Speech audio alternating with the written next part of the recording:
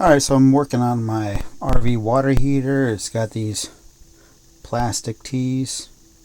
Come to find out, one of them, hard to see, has some, scuffing on the threads and whatnot.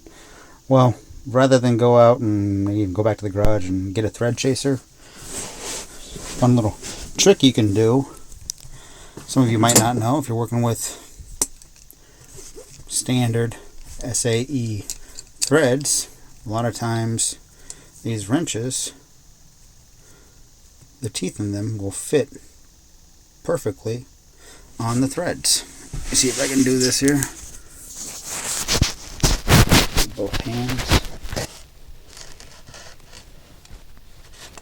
So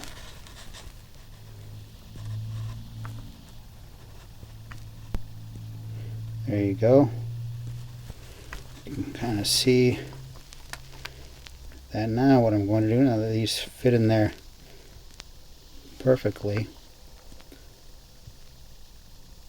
is I'm going to spend a few minutes chasing it and trying to get these threads back into working order.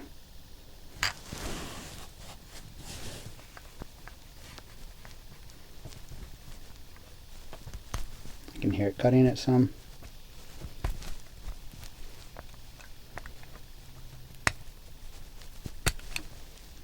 There we go.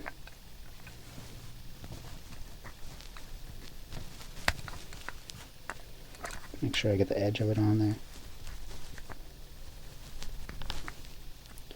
Clean these threads right up.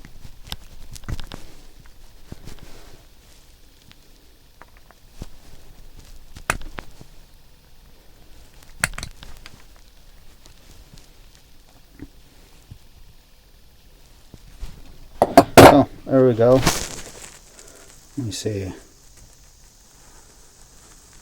little bit better. Gotten rid of some of the crust in those threads. Put some Teflon tape on it. I'll be hopefully good to go. No more leaks. We'll see.